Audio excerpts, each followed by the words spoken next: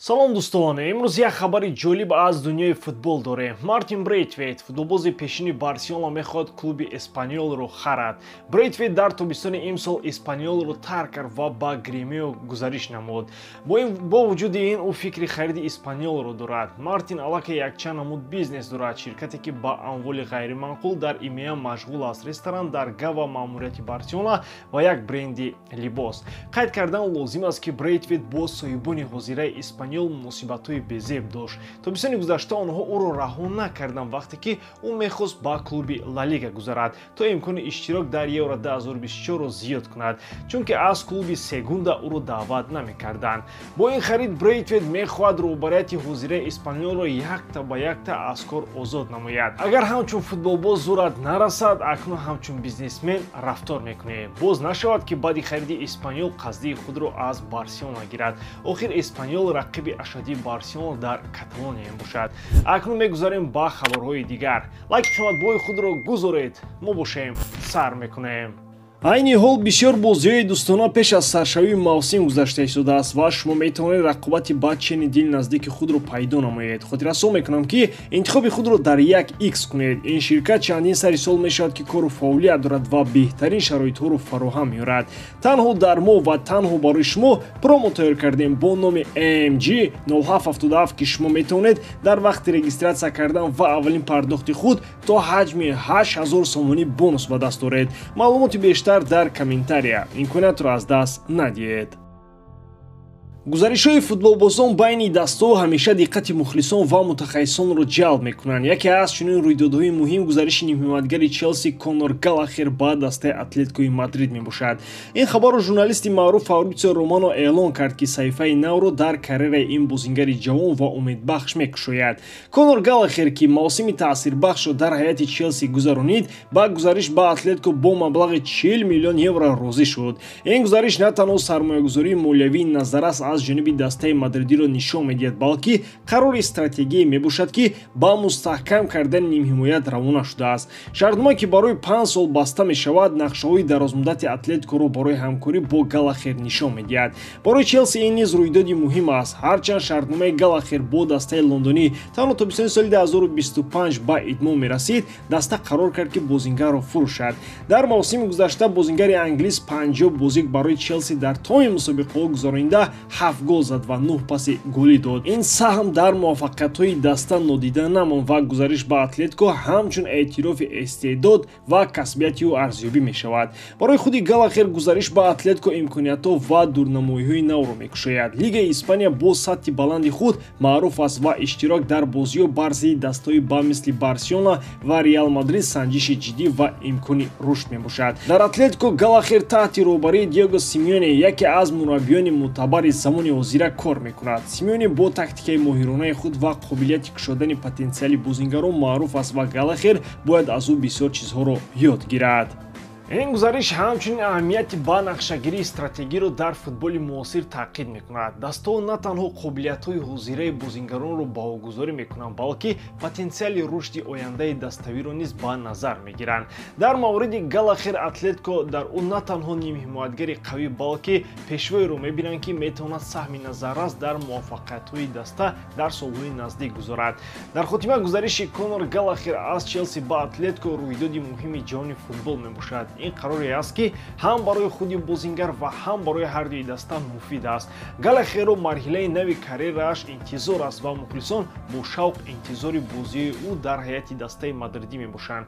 ин гузариш бори дигар ба мо ёдрас мекунад ки футбол чӣ қадар динамикӣ ва ғайричашмдош аст ки ҳар як шартномаи нав метавонад оғози таърихи бузурге бошад.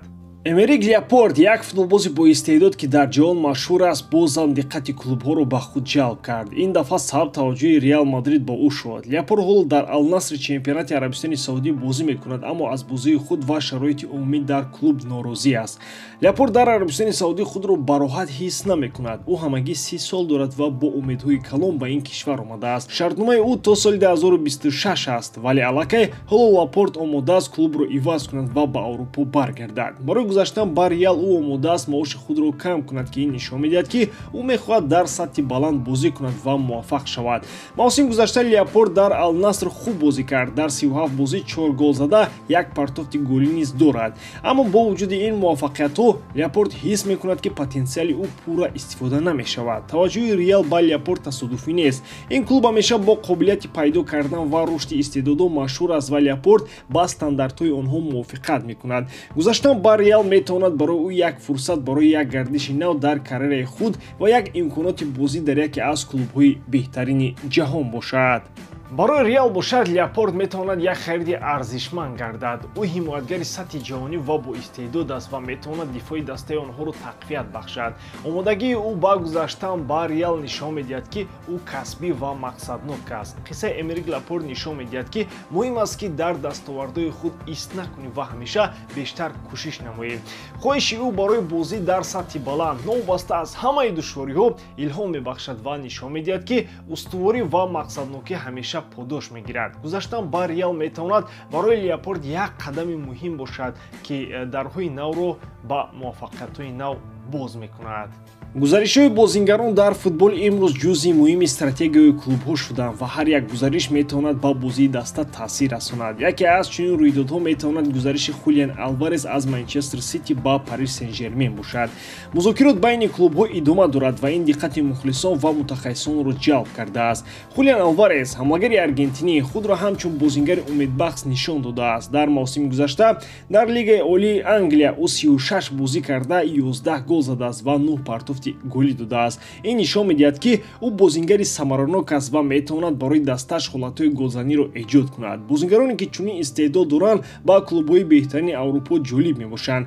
клуби парижӣ мехоҳад мавқеашро дар футболи аврупоӣ мустаҳкам кунад ва ба Алварес шартнома пешниҳод кардааст. инро хабарнигори Фуд Меркадо Санти Ауна тасдиқ мекунад. мураббии ПСЖ Луис Энрике ин гузаришро тасдиқ кардааст ки нишон медиҳад клуб ҷиддӣ аст. вале Манчестер Сити намехоҳад бозингарашро осон раҳо кунад ва барои ӯ 70-80 миллион евро талаб мекунад. нархи 70-80 миллион евро барои бозингари 24-сола метавонад баланд ба назар расад, вале дар бозори футболи имрӯз ин нархи асоснок барои ҳамлагари истеъдодманд аст. Алварес метавонад ба муваффақиятҳои ПСЖ дар чемпионати дохилӣ ва Лигаи чемпионҳо саҳми калон гузорад. гузариши ӯ метавонад қисми муҳими стратегияи клуб барои мавсими оянда бошад.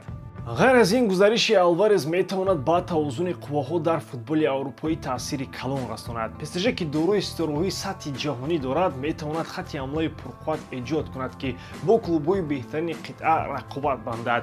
барои Манчестер Сити ин маънои зарурати ҷустуҷӯи ҳамлагари навро дорад ки метавонад Алваресро иваз кунад ва сатҳи баланди бозии даста нигоҳ дошта шавад. ҳамин тавр гузариши эҳтимолии Хулиан Алварес ба ПСЖ ин на танҳо як гузариш, балки рӯйдодест ки метавонад тавозуни қувваҳоро дар футболи аврупоӣ тағйир диҳад. вақт нишон медиҳад ки музокирот чӣ гуна пеш меравад ва ин гузариш ба ояндаи ҳардуи клуб чӣ таъсир мерасонад.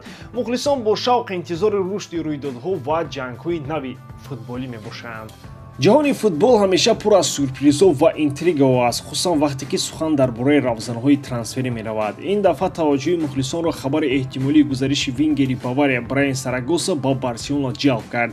клуби Каталония фаъолона кӯшиш мекунад ки хатти ҳамлаи худро мустаҳкам кунад ва Сарагоса метавонад як имзои муҳим бошад агар трансфери Нико Вилliams аз клуби Атлетик амалӣ нагардад.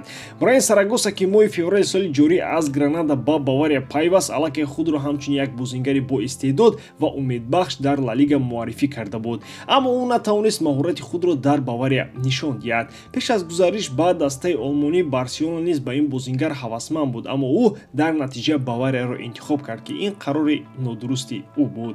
вингерҳо дар тактикаи муосири ҳамла нақши калидӣ доранд ва доштани як бозингар ба монанди Сарагоса метавонад шанси муваффақияти Барсаро дар мусобиқаҳои дохилӣ ва байналмилалӣ ба таври назаррас афзоиш диҳад. таваҷҷӯҳи Барселона ба Сарагосаро метавон ҳамчун кӯшиши диверсификатсияи стратегияи ҳамлаи худ арзёбӣ кард. агар трансфери Нико Вилliams иҷро нашавад, клуб бояд нақшаи эҳтиётӣ дошта бошад. Сарагоса бо суръати аълои худ, техника ва қобилияти қабули қарор дар вазъиятҳои душвор метавонад номзади беҳтарин барои ин нақш бошад.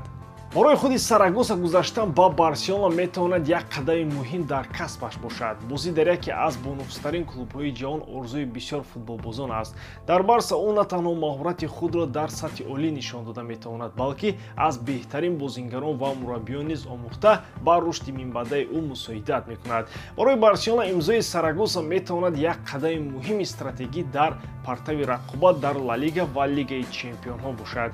Бо чунин бозингарони боистеъдод мустаҳкам намудани ҳайят метавонад ба клуб кӯмак кунад, ки мавқеи пешсафии худро барқарор намояд ва анъанаи пуршарафи ғалабаҳоро давом диҳад. Ҳамин тариқ трансфери эҳтимолии Брайан Сарагоса ба Барселона на танҳо як хабари навбатии олами футбол, балки ҳодисаест, ки метавонад ба ояндаи бозингар ва бошгоҳ таъсир расонад. Ин гузариш то чӣ андоза муваффақ хоҳад шуд, вақт нишон хоҳад дод, аммо як чиз аниқ аст: мухлисон бесаброна таҳаввулотро интизоранд ва ба беҳтаринҳо умед мебанданд. Ба ҳамин тамом, бориданам ки эҷодкории ман ба шумо писанд меояд, лайк, комментария ва дар канал обуна шуданро аз ёд набароред. Бо шумо мисли ҳар вақта Муҳаммад Гаиров. Хай бародарон, дар паноҳи Аллоҳ.